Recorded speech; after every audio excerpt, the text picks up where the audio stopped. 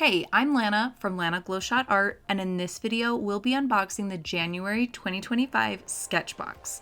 This box is all about representing light and temperature with a mixed media approach. Ready? Let's go. The surface in this month's box is the Speedball Fluid Cold Press Watercolor Paper.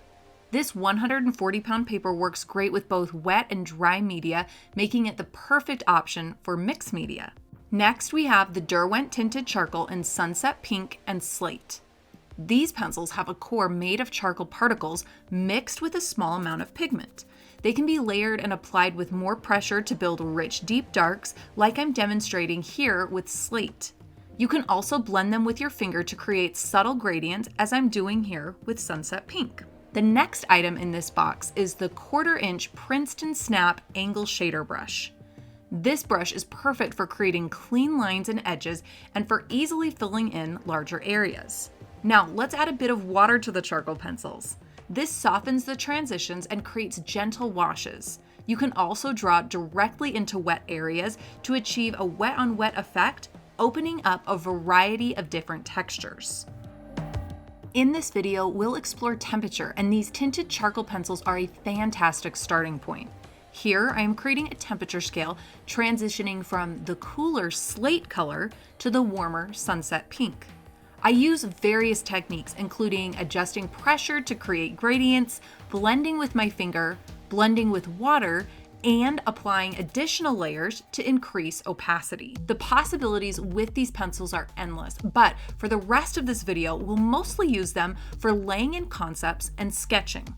The prompt this month is wildlife, and I've decided to give it a Western twist. Let's grab the sunset pink and draw a cowboy hat. I begin with light pressure and general shapes and work up to more pressure and more opacity.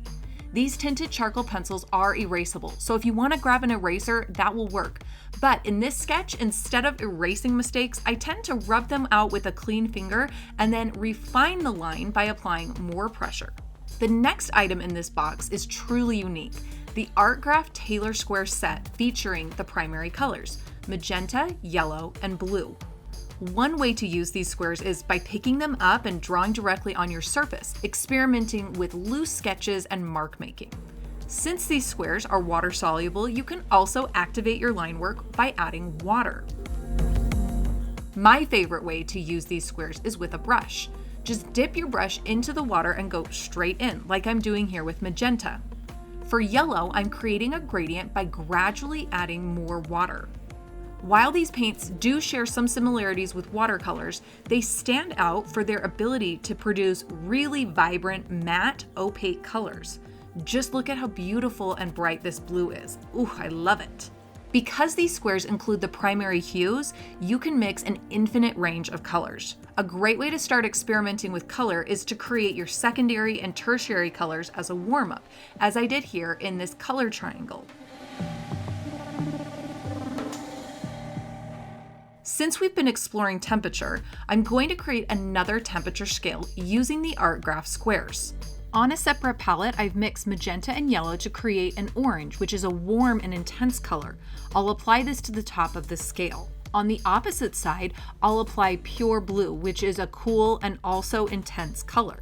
Next, I'll mix these two colors together. Unlike the tinted charcoal temperature scale where we blended continuously, here I'll mix distinct colors one at a time so I can see each distinct shift in temperature. For the middle color, aim for a neutral tone that is exactly halfway in between orange and blue. Then you'll mix up the colors that sit in between the central neutral color and the warm and cool colors on either side. Pay attention how these subtle shifts in temperature also change the intensity of the color. Those colors that are close to orange but aren't quite orange are not as bright and vibrant as they lose that warmth. These colors are a lot more common in nature than bright orange and bright blue. This temperature scale and its range of colors will help us finish our cowboy hat. After analyzing my reference photo, I can see that the areas hit by the light are warmer, while the shadows are much cooler. I'll begin by applying a light warm wash over the entire hat. It's fine to keep this wash uniform in value or to vary it slightly from lighter areas to darker areas. But if there's anything that you want white, be sure to reserve it. I have noticed that these don't reactivate and you can't pull whites out the same way you can with watercolors. Now I'm beginning to modulate those warmer areas or the light shapes of the hat, but not everything is going to be the brightest, warmest color possible. I am looking at where those colors might need to be neutralized, and once all of my light shapes are the way that I want them, it's time to come in with my shadow shapes, which I do with a color that is closer to blue, but it's not an exact blue. I've neutralized it with my warm color.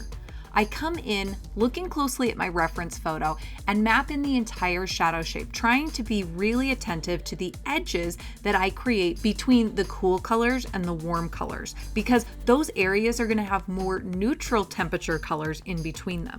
You can continue to layer these paints as much as you want until you get the hat the way that you want it. But you don't need to worry about getting all of the fine details in because we have the tinted charcoal pencils. I use those after everything dries to refine some of the details on the band of the hat and to deepen the values that weren't quite dark enough with my quick application of paint.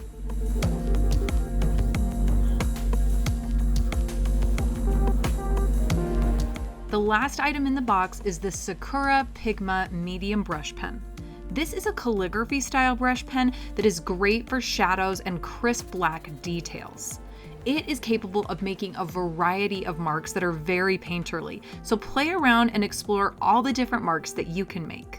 I want to show you how to block in really quick shadows, and again we're going to return to the cowboy hat. Here I'm sketching it in with the sunset pink so that I can get the proportions without too much pressure of getting them right the first time. Once I know where everything is, I come in and map out all of my shadow shapes with the brush pen.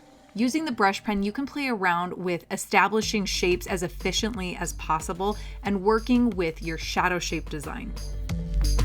Now let's combine all of our materials and everything that we've learned to draw this cowgirl on her horse. Using the sunset pink, I laid in the basic shapes and made sure that I could get the cowgirl and the horse to fit on the page the way that I wanted. Once the proportions were set with those basic shapes, I went over and began to refine them, adding more detail. I don't want to put in too much detail too early on because what if I put it in the wrong spot? Once I'm feeling really good about my drawing, I'm coming back in with the slate and using it to emphasize some of the darker areas and to continue to refine the proportions. Sometimes in my artwork, I draw the same subject 3 times or more over the top of each other so that I feel really comfortable with where everything is. Now it's time to use the Taylor squares. I mixed up a pink with the magenta and a lot of water on my palette for the shirt, and now I'm laying in an orange for the body of the horse. For this first pass of color, I'm really focusing on the base color or the local color of each object, and then I will continue to layer more and more color as the painting progresses. I'm using this green in the background, and it's actually a combination of magenta, yellow, and blue so that it's a little bit more muted.